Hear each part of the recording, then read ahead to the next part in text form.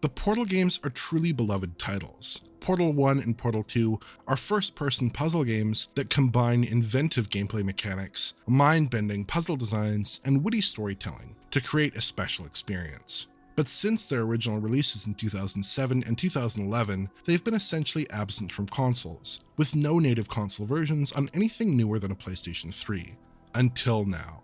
Enter the Portal Companion Collection for Nintendo Switch. This compilation combines Portal 1 and Portal 2, alongside bonus gameplay content for $20 US. Both games run on the Source engine, most famous for powering 2004's Half-Life 2, and were originally released on 7th generation consoles and PC. Still, limited tech often pairs well with Nintendo's hybrid system, given its power limitations. So how do Valve's games fare here?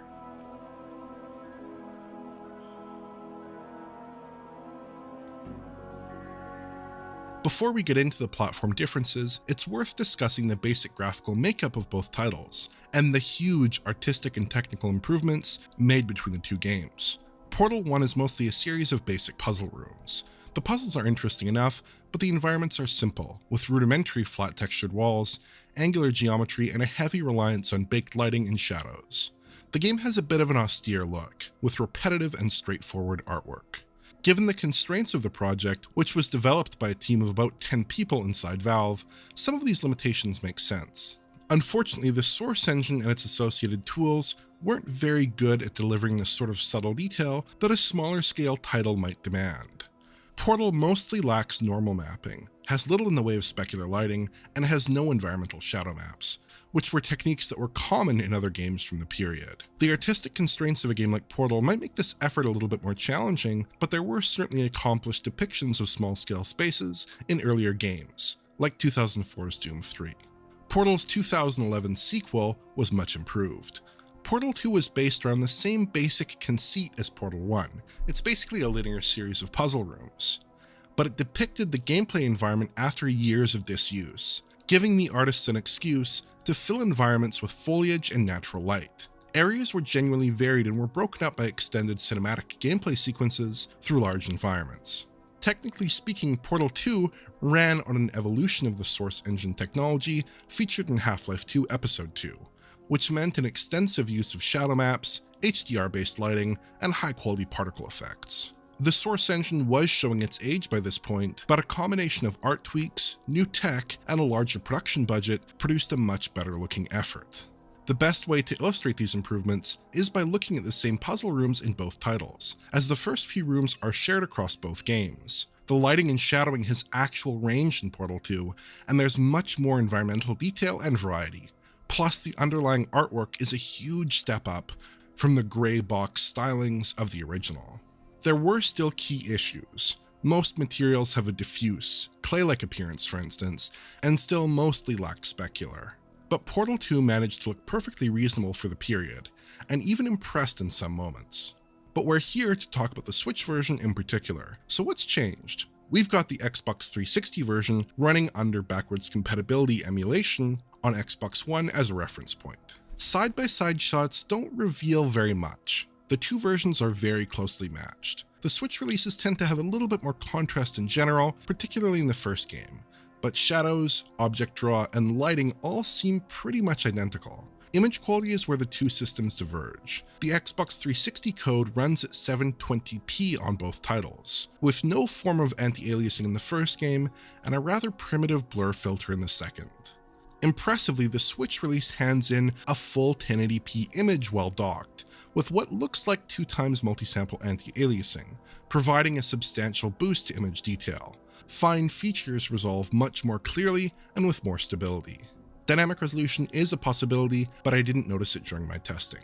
We don't often see MSAA deployed on Switch, but its advantages are obvious here. Edge aliasing is reduced while maintaining image clarity and sharpness. These games feature very strong image quality for Switch titles. Portable mode gets a cut to 720p as expected, with the MSAA still in place for the first game, though Portal 2 has no form of anti-aliasing whatsoever in portable play.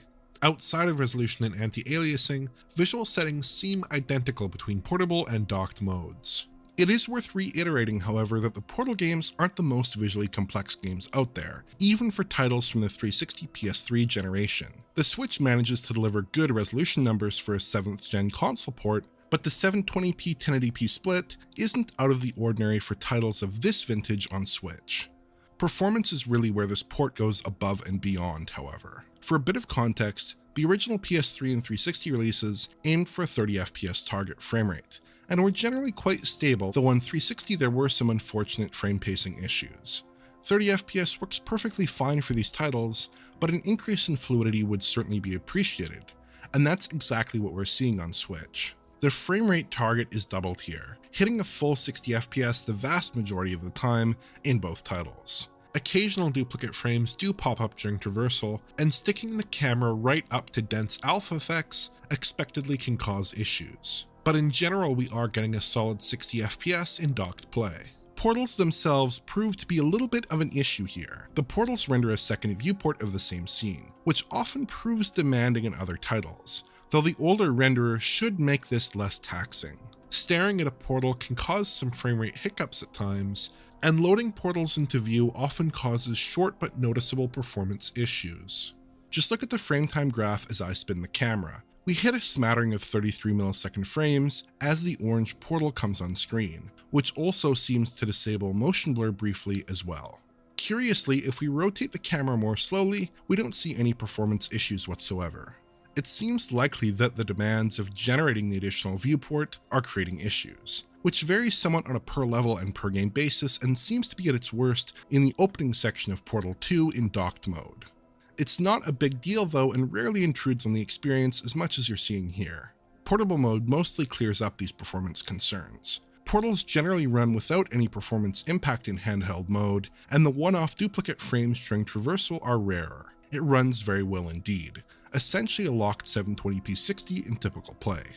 The combination of this higher performance target alongside boosted image quality really makes this port special. The Switch is well suited to the demands of 7th generation console titles, and typically is capable of delivering resolution enhancements in ported games.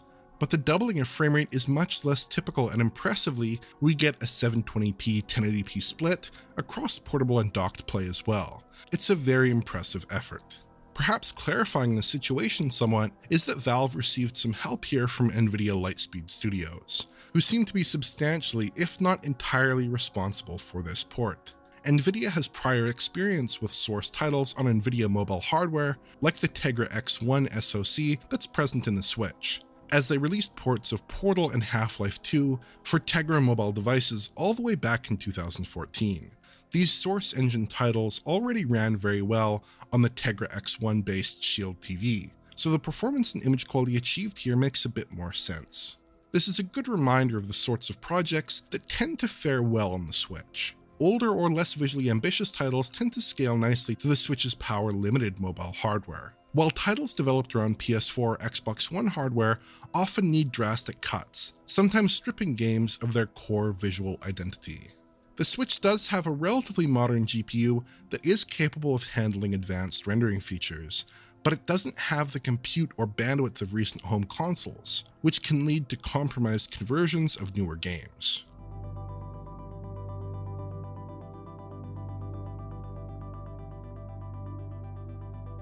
There is one more version on a console-style device that I wanted to take a look at.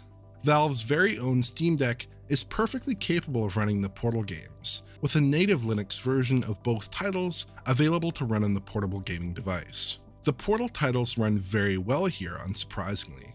I was able to run both titles at 1080p at max settings with 4x MSAA, which held up well on my TV and looked great downsampled onto the Steam Deck's display.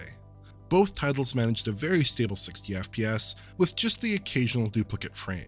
Neither game is particularly challenging on the deck, so lowering the resolution target to 1280 by 800 gives over 4 hours of battery life, which is an eternity relative to newer titles. In head-to-head comparisons, the Switch holds up surprisingly well against Valve's much more powerful handheld.